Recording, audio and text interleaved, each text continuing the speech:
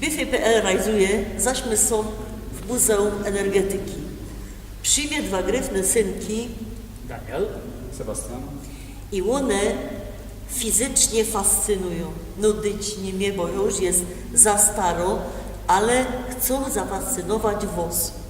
W każdą drugą sobotę miesiąca, jak sam ku nim przyjdziecie, to dwa szalone naukowce, patrzcie co one mają, one wam zrobią, a co? Chcecie mi coś im dać? jasne, coś zdetonujemy, pojedziemy. Seba?